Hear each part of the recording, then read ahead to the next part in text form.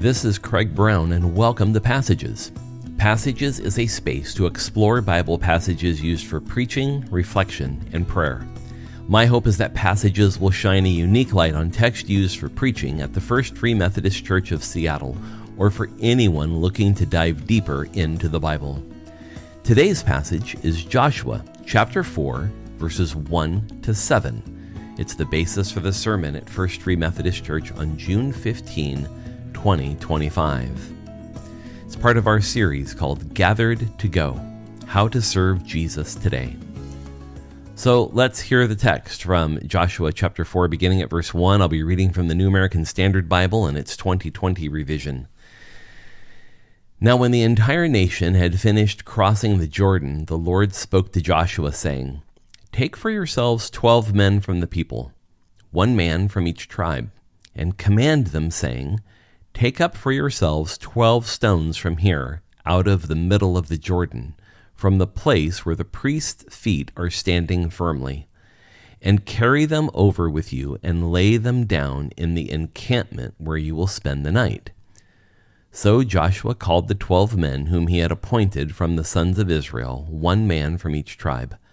And Joshua said to them, "Cross again to the ark of the Lord your God into the middle of the Jordan, and each of you take up a stone on his shoulder according to the number of the tribes of Israel. This shall be a sign among you, when your children ask later, saying, 'What do these stones mean to you?' Then you shall say to them, 'The waters of the Jordan were cut off before the ark of the covenant of the Lord when it crossed over the Jordan. The waters of the Jordan were cut off. So these stones shall become a memorial to the sons of Israel forever." We want to take a look at this text in 2 different sections, verses 1 through 3, and then verses 4 to 7. Verses 1 to 3 describe the immediate events that followed the moment when all of Israel had crossed over the Jordan River. Now, Joshua has led the Israelites to the banks of the Jordan River near the city of Jericho. They have recently just defeated 2 different enemies who had threatened their entrance into the Promised Land. They have traversed over the wilderness for 40 years since their liberation from slavery in Egypt, and they have done so under Moses' leadership. It now falls to Joshua, Moses' successor, to lead the children of Israel into the Promised Land. Now, of the 12 tribes of Israel, 2.5 of them did not want to settle on the west side of the Jordan River. In other words, they weren't necessarily wanting to cross the river. Reuben was one of those, Gad the other, and half of the tribe of Manasseh. They made an agreement with Moses that you can read about back in Numbers chapter 32, that they would remain on the eastern side of the Jordan River. But Moses made them agree to assist the other tribes in taking the land that was west of the Jordan River. So our story in Joshua chapter 4 begins here kind of midstream. The Israelites have already now crossed over the Jordan River. Now, if we read the story just a bit earlier, going back to maybe chapter 3, we would have heard the story about how the priests were carrying the Ark of the Covenant. And as they approached the Jordan River to cross it, they stepped into the water. And as they stepped into the water, their feet never touched the water. Instead, the waters immediately parted with the flow of the North Sea, the flow of the Jordan River running north to south. The water stopped in the north and it was moved away in the south. So there was dry land in front of where the priest had taken that first step toward the water. So now, at this point in the story, the priest and the ark are still standing in the middle of the now dry crossing of the Jordan River, and the Israelites have already all crossed over the river. So it seems like all that needs to happen is the priest and the ark need to walk out of the river on its western bank, and the river starts flowing again, and the story continues. But instead, the Lord, Yahweh, speaks to Joshua with some additional instructions before the people can leave the bank of the Jordan River. Joshua is told to take 1 man from each of the 12 tribes for a mission. And if you read in chapter 3, he had already selected these people. And it's one of the issues in Joshua chapter 3 and chapter 4 that the chronology of it is all just a little bit confusing. The themes of what's going on are clear, but the chronology of how it all plays out, it seems a little odd. But Joshua's already picked these 12, one from each of the tribes of Israel. So while the priests are standing in the Jordan River with the ark, these 12 men are to go into the Jordan and each take one stone from the floor of the Jordan River. The stone is to be taken, and they're going to build what will be a monument with it. And in fact, there are two monuments. If you read the story carefully, this is also a little bit of the confusing part. Joshua makes a monument on the floor of the Jordan, which will be covered with water. And then these stones that they're being told to gather here are to be brought to the place where the Israelites are going to make their encampment for the night. So all of this opens up a key passageway to us here, and it's this, that faith requires obedience before meaning is clear. Let me say that again. Faith requires obedience before meaning is clear. There are many times in the Bible where people are commanded to do something strange. Jesus makes mud out of dirt and saliva and rubs it on the eyes of a blind man, and he receives his healing. You can pick up the book of Ezekiel, and he's told to lay naked in his front yard. You can read stories in these early books of the Jewish scripture where Moses throws his staff on the ground and it instantly becomes a snake. These are all these kind of ridiculous signs, which in many ways are meant to refute human agency or even luck. In other words, it's designed to make what's going to happen look even harder. And so God tells Joshua to go send 12 guys to collect some rocks from the bottom of the Jordan. Well, for what? Now, the meaning will become clear in the next verses, but we must not overlook the obedience here. Joshua hasn't been told what these stones are for yet. He just simply hears God tell him, get 12 guys, tell them to go into the floor of the Jordan River where the priests are standing, and each of them are going to pick up a stone, throw it over their shoulder, and come out. So they did exactly that. And why is that a key passageway for us? Well, remember, faith requires obedience before meaning is clear. So how do we listen to the voice of the Spirit of God with that same kind of readiness, that same kind of obedience, that same kind of practice? It really requires what Jesus tells us is a childlike faith that can sometimes embrace the ridiculous for the sake of what may come.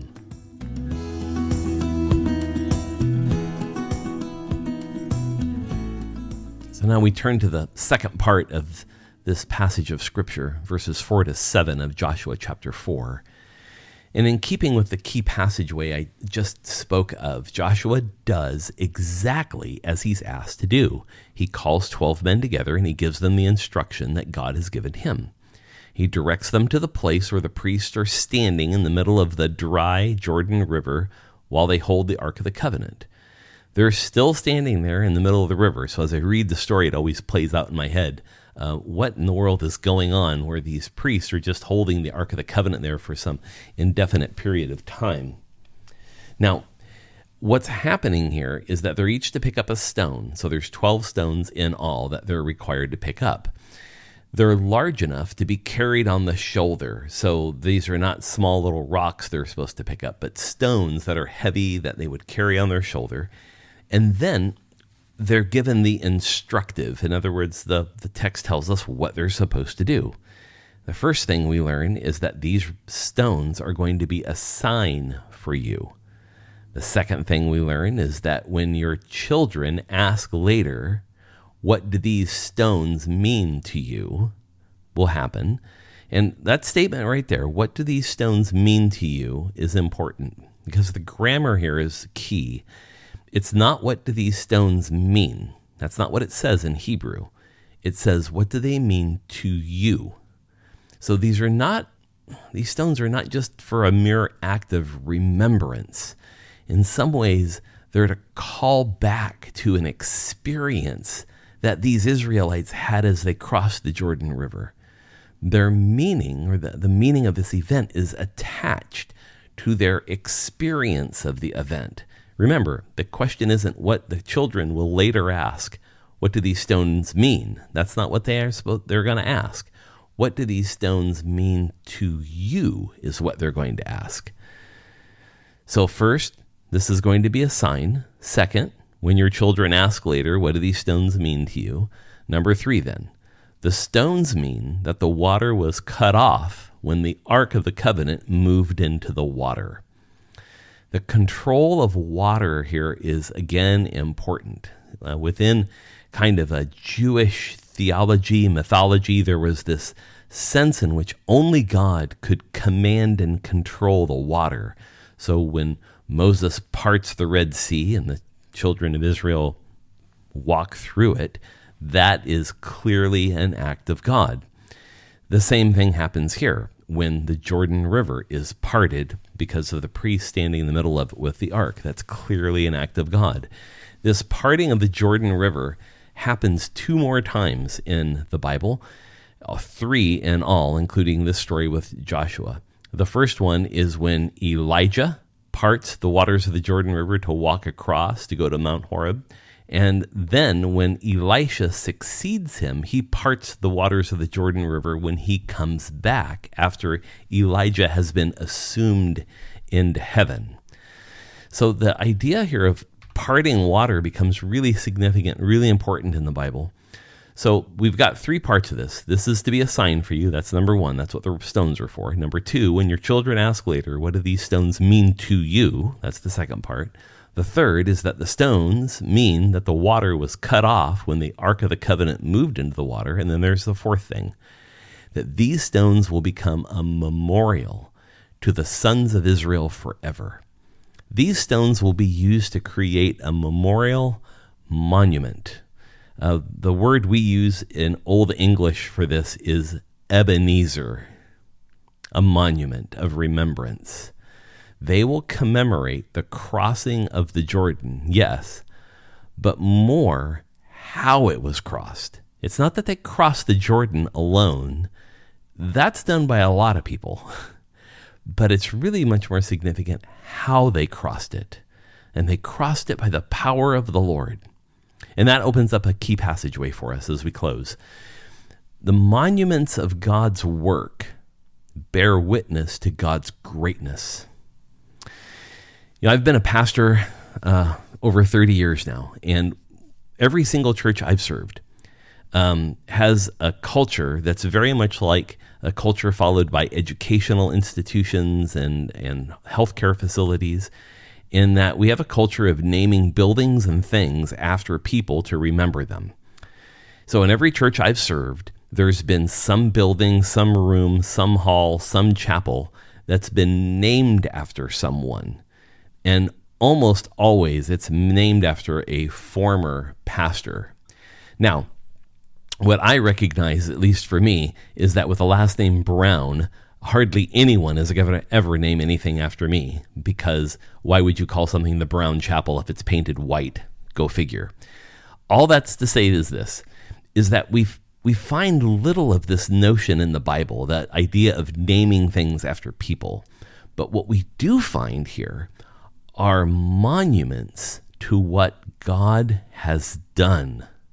We find these monuments to what God has done. They honor God. They help us to remember time and space when God moved. Monuments of God's work bear witness to God's greatness. Few of these exist in the life of the church, especially for Protestants.